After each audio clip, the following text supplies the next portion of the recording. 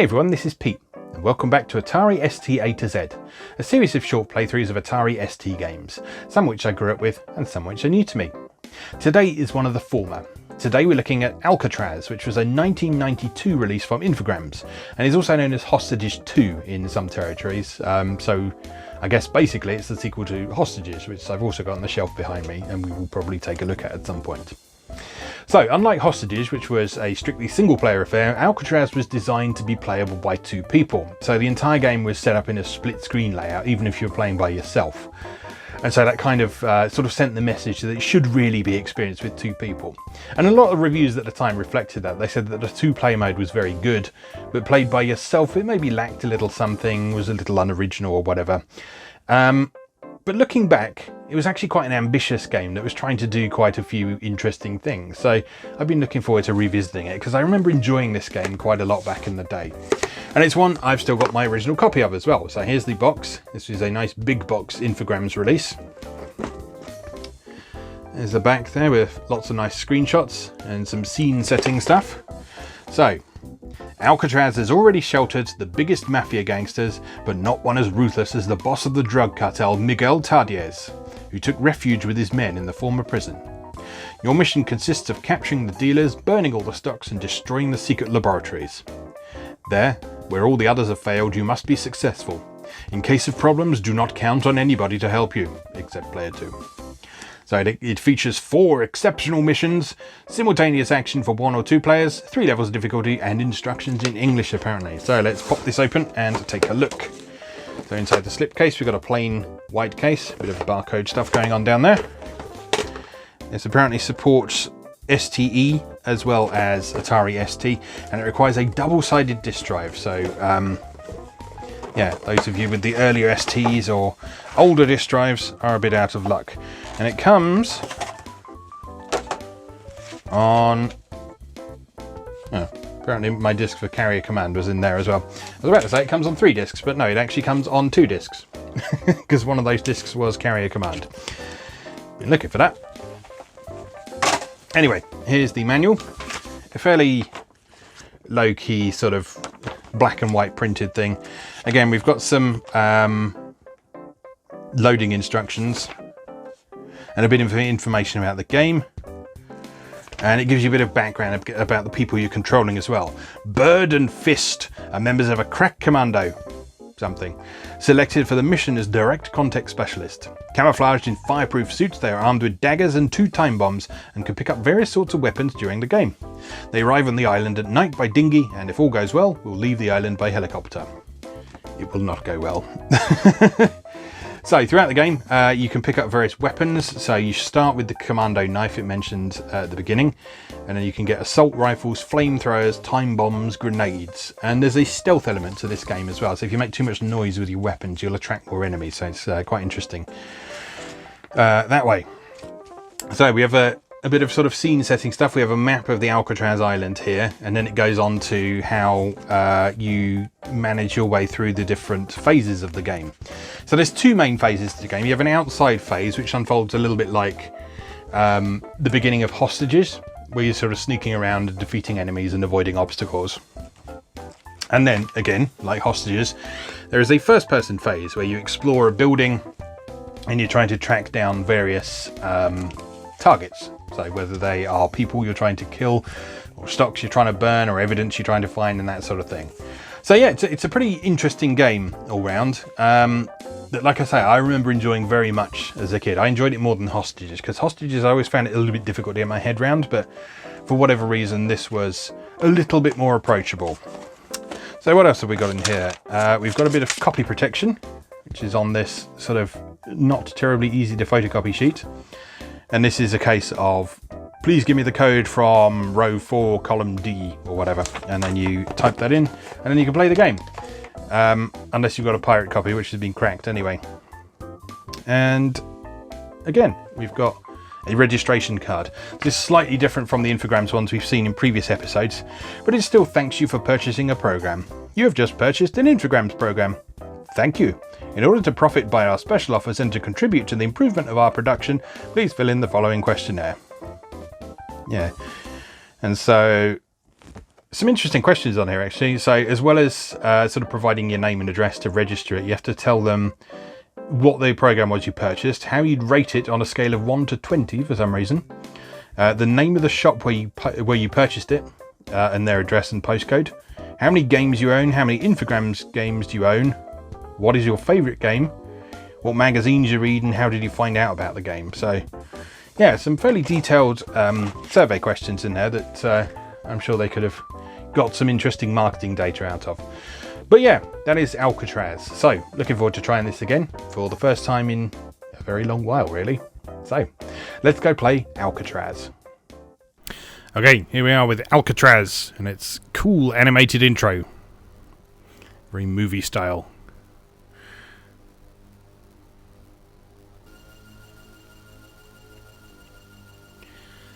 This game's a pretty good example of French developers and publishers putting out pretty consistently solid games in terms of presentation. They were really good at taking full advantage of the hardware's capabilities, or working within its limitations.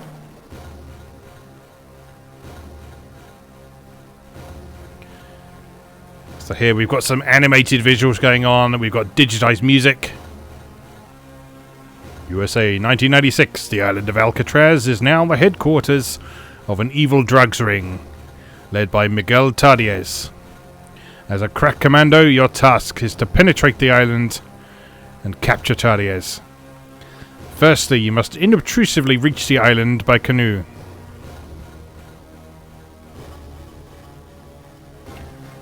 The first part of the mission is to penetrate this building, to steal papers proving Tardiez's guilt and listing his subordinates.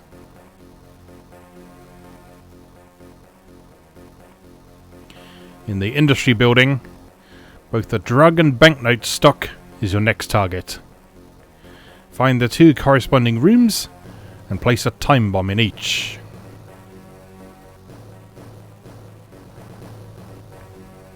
The door of the third building, the cell house, is impassable.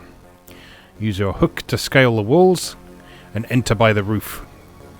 Inside the cell house, find and capture Tardiez to complete your mission.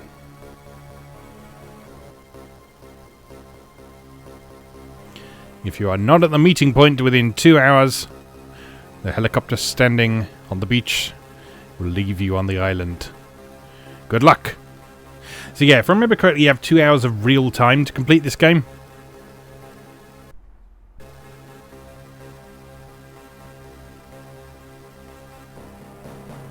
Oh, and then it just cycles around. Okay, so I guess we have to press something. Authorization check. Please enter the weapons corresponding to the 3 numbers on the protection sheet on line 11, column F. Enter weapons for line 11, column F. Alright, so I have to make use of this horribly invisible sheet. It actually shows up quite well on the recording, but let's have a look. So, line 11, column F. A, B, C, D, E, F. That's 244, which is grenade, flamethrower, flamethrower.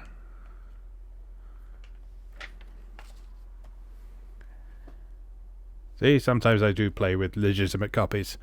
Largely because this game isn't on any of the automation discs that I usually use. But anyway, okay, I've got to insert a second disc now, so I'll be right back once I've done that. Right, we are loading. How do you actually play this game? Let's have a look. Okay, so you move, you roll, you shoot.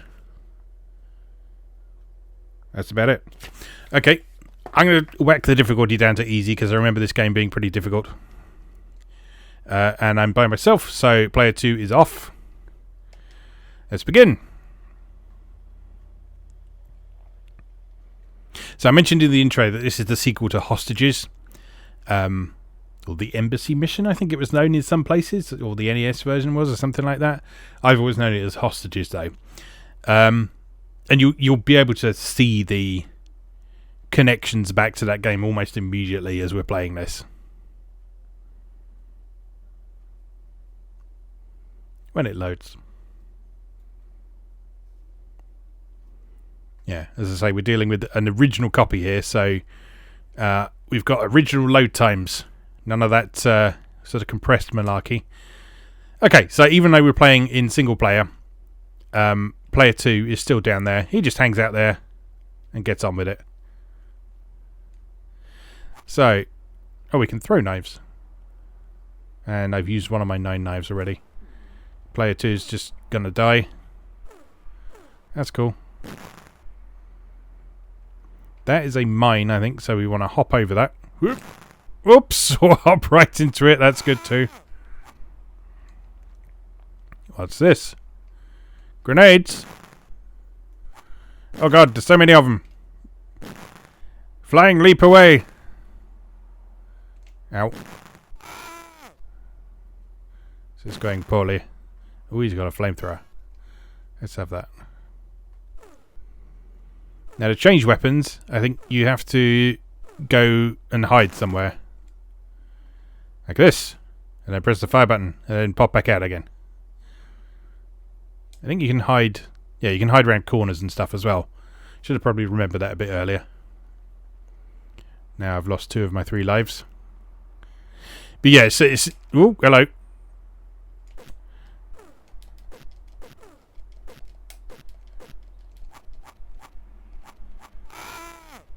Yeah, so stuff like that is where the oops, it's where the hostages collections are particularly obvious, because the first phase of hostages was all about sort of hiding in the dark and avoiding searchlights and that sort of thing.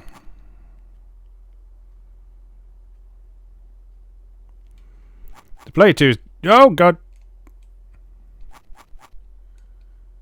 It's the most pathetic flamethrower noise I've ever heard. Can we kill him? No. I can kill you though. Ow! Ooh. Nifty little duck there. Ouch. Dead. Well, good start, huh? Let's give that another go.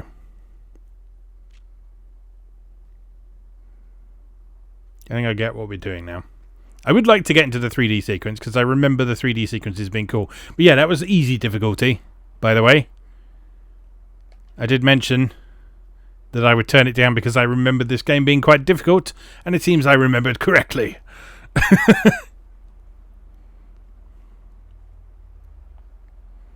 So I think we need to hide a lot more, if I remember rightly. Because you can't carry that many of each weapon.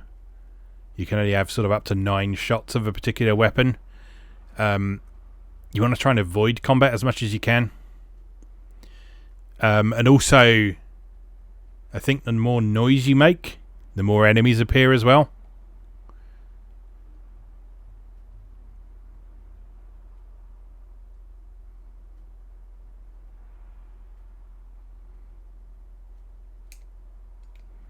So if you can... Right, again we want to... Ah, missed it that time. Good stuff. So they've spotted player 2. I don't think there's anything you can do about that if player 2 isn't playing. But you just need to keep moving, basically. And it seems that if you sort of sneak your way through without bothering them, then they don't bother you too much.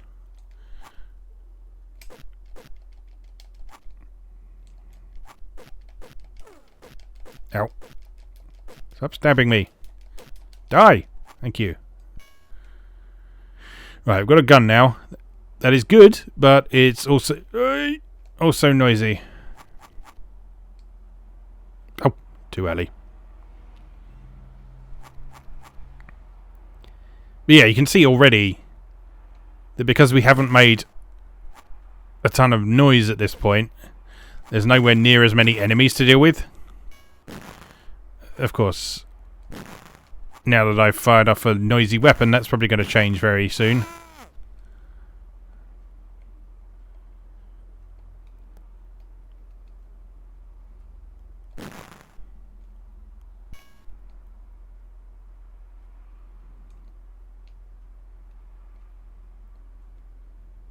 Where is this building we want to go to?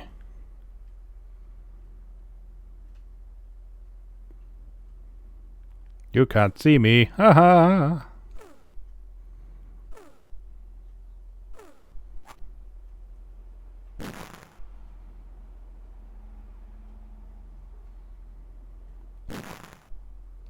It's the barracks we're supposedly aiming for, isn't it? And I think on the... Ah, here we are. Barracks building.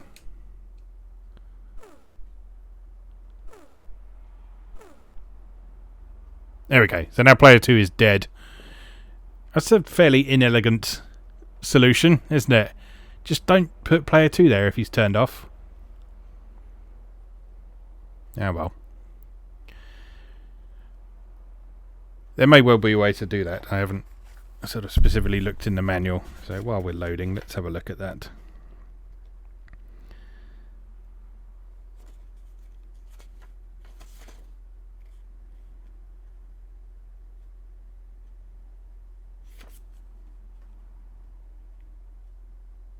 Oh, right. My mistake. We're supposed to control both of them. You press the return key to switch between them. I did not do that. Right. Oh well, I guess we're doing the rest of this mission with Fist by himself then. There we go. So, we're into first-person shooter territory now, but it's sort of flick-scrolling, grid-based first-person shooter. Ooh. And so you move around a square at a time, rotate through 90 degrees, and look for your targets.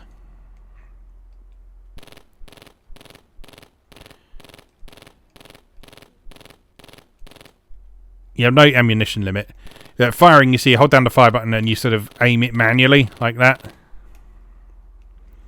So you need to... if you can sort of aim ahead of time.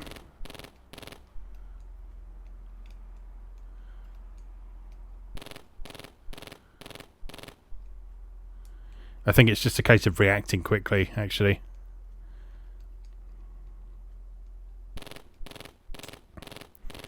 And being ready for the enemies coming in. Oh, game over. Right. Now that we know we're actually supposed to control both players, let's see if we could do a little bit better, shall we?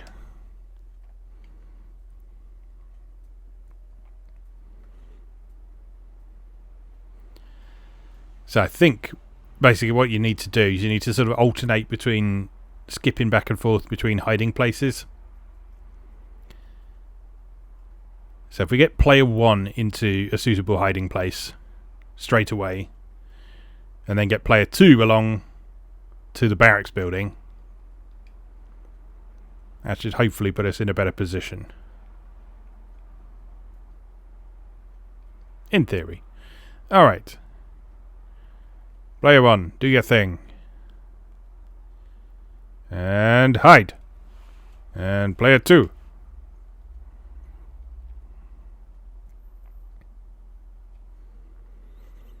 You can hopefully see now why this game was regarded as better in 2-player. Carefully. And up. Nicely done.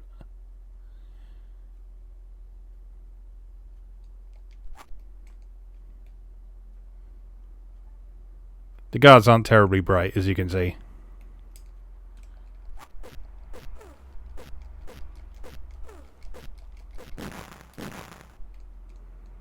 Because you can just slip into a hiding place and they'll just leave you alone. No one will drag you out of that hiding place. You just have some flames. I may as well pick some of this shit up as well.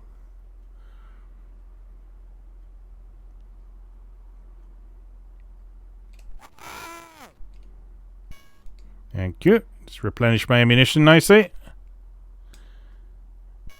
Flamethrower is clearly the best weapon in this situation.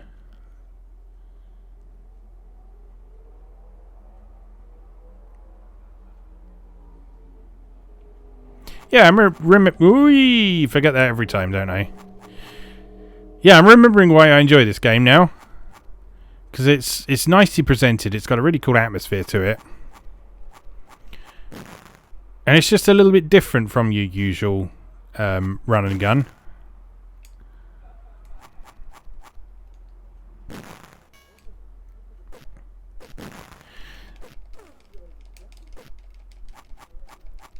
Oh, hand-to-hand combat is never a good idea in this. You can score some kills that way, but yeah, it just never seems to be a good idea.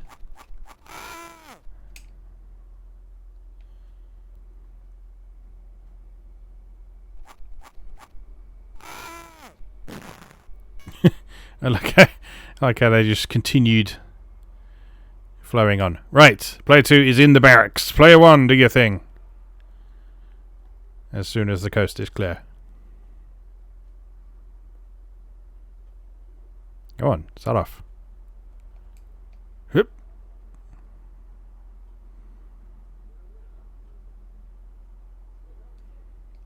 And hup.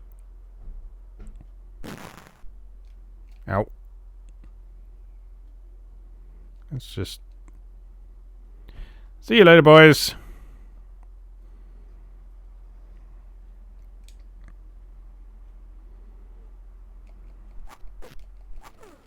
Oh, this is bad. Ouch! Oh, grenades do take out enemies, at least. That's something.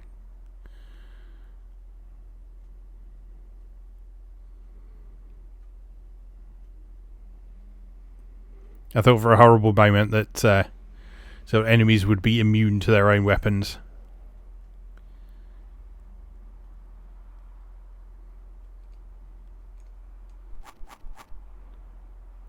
Oops, too close. Apparently it's not 2 hours of real time as well, because look at that clock. It's going down a lot more quickly than real time. Which is fine. Because like it was actually pretty rare at the time to have games that would be several hours long.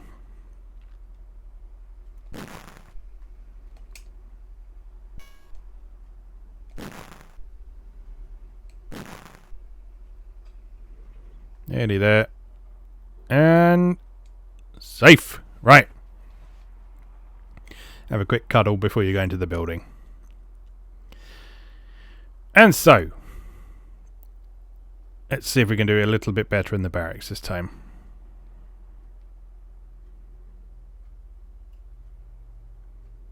After a bit of a load break, let's just have another look in the manual while we're doing that. So, anything interesting we should know about the indoor bits? During this phase, you will pass along miles of corridors. A true pursuit through ambushes and dangers await you at the end of any corridor. Take a deep breath. Entering a room, find the door on the map, place yourself opposite the door and advance. You will go through the door automatically. When a player enters a room, the screen zone zooms. 2 players cannot be in the rooms at the same time. Okay, fair enough.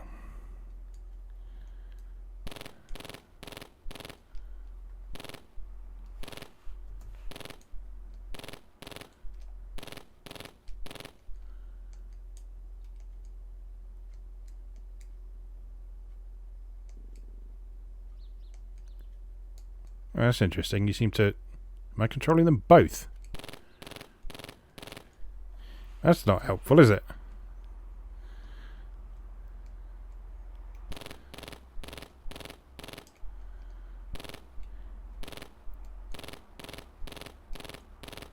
I fear we may have encountered a slight bug there. But, I don't know. I don't think that was supposed to happen. Anyway, let's see if we can figure out where we're supposed to be going. Hello. What about this big room here? This looks suspicious. Rawr. No. Nothing going on there. Alright. Then how about move? There we go. Here.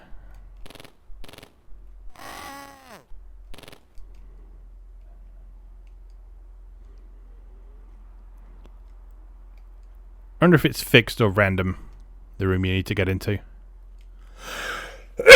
Excuse me.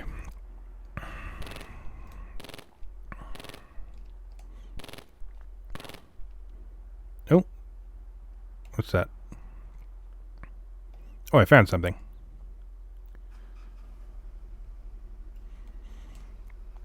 Oh, that's right. We're supposed to be finding evidence as well, aren't we? So I guess we do need to visit the rooms until we find the stuff that we're looking for.